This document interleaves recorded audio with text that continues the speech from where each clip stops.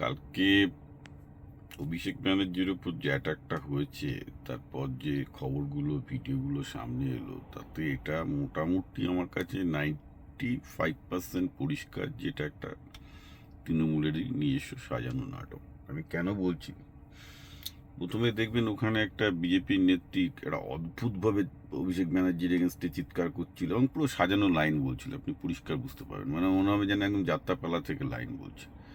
তাই আমি ভেবেছি বোধহয় বিজেপি এটা করছে, কিন্তু বিজেপির তো করার কোনো কারণ নেই, কারণ তৃণমূল ইজ অ্যাকচুয়ালি এখন মানে দে আর নট ইভেন বিরোধী, রাইট? ওরা তো পজিশনেও নেই। তো সরি, তো বিজেপি এটা করে খুব একটা লাভ নেই। তো আমি তো জন্য একটু সন্দেহে ছিলাম যারা এই ঘটনাটা কি হচ্ছে। তারপর ক্লিয়ার হলো যে যারা গ্রেপ্তার হয়েছে তাদের মধ্যে 6 জনের মধ্যে সবই তৃণমূলের কর্মী। আবার তারাই বলছে যে বেসিক্যালি তৃণমূলের জন্য আমাদের জীবন শেষমেশ হয়ে গেল, তৃণমূলের কর্মী, রাইট? এবং আপনি একটু লক্ষ্য করুন ভিডিওতে যে ডায়লগ লাইনগুলো বলছে জনগণের ক্ষোভ হিসেবে দেখানো হচ্ছে, সেটা পুরো সাজানো নাটক। মানে কথার লাইনগুলো পর্যন্ত একটু ভালো করে বারবার করে ভিডিওটা রিপ্লে করলে বুঝতে পারবেন যে এটা স্বতঃস্ফূর্ত নয়।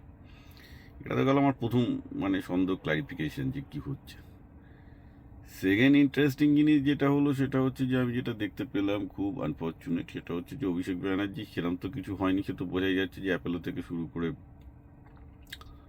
বেলহু সবাই তাকে ফিরিয়ে দিয়েছে যে বাড়ি থেকেই চিকিৎসা করে। কিন্তু তা সত্ত্বেও দেখুন রাহুল গান্ধী থেকে শুরু করে খার্গে সবাই কি বলছে যে না, আমাদের হায়দ্রাবাদে নিয়ে এসো, তেলেঙ্গানায় নিয়ে এসো চিকিৎসার জন্য। অর্থাৎ একটা বড় ফ্ল্যাশ নিউজ করতে হবে। একটা জিনিস বলি,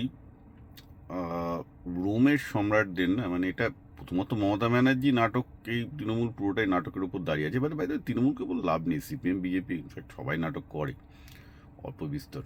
নাটক ছাড়া রাজনীতি হয় না, কারণ রাজনীতি হচ্ছে পুরো নাটকের জন্যই বিখ্যাত। তো আমি একটা উদাহরণ দিই, রোমান সাম্রাজ্যের লম্বা ইতিহাসে আমি 3টে ঘটনা বলতে পারি যেখানে যখনই সম্রাটদের জনপ্রিয়তা পড়ে যেত, তখন কোনো রোমান সম্রাটের জনপ্রিয়তা পড়ছে এবং রোমান সম্রাটের বিরুদ্ধে কোনো একটা জায়গায় গোষ্ঠী বিদ্রোহ দানা বাঁধছে। ওদের মধ্যে বিভিন্ন গোষ্ঠী ছিল, তো যে গোষ্ঠীকে পেটানোর দরকার হতো, মেরে ফেলার দরকার হতো, দাবি দেওয়ার দরকার হতো, তো রোমান সম্রাট একটা খুব কমন খেলা খেলতেন।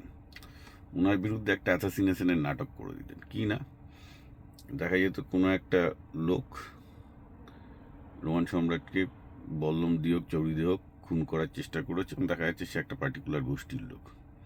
পুরোটা রোমান সাম্রাজ্যে এটা মানে একটা কি হতো, মানে সম্রাটটা ইচ্ছা করে করাতেন যাতে তার প্রতি সিম্প্যাথি বাড়ে, এবং তিনি যে গোষ্ঠীর লোকটা তাকে খুন করার চেষ্টা করেছে, তো সেখানে তিনি তার জনপ্রিয়তা বাড়াতে পারেন। এটা রোমের ইতিহাস, শুধু রোমের ইতিহাস বলে না, এটা খিলাফতের ইতিহাসে দেখা যাবে, ইভেন ইসলামিক ইতিহাসেও প্রচুর প্রিডমিনেন্ট। আমাদের ভারতবর্ষের হিন্দু ইতিহাসেও প্রচুর আছে। Very as old common tactic in in in politics, যে জনগণের প্রতি সিম্প্যাথি উদ্ধার করার জন্য এরকম করা যায়। ঠিক আছে, তো this is what is happening and this is what has happen. And it's unfortunate, কিন্তু খেলাটা এবং ড্রামাটা বড্ড কাঁচা প্লট হয়ে গেছে, that is the main problem.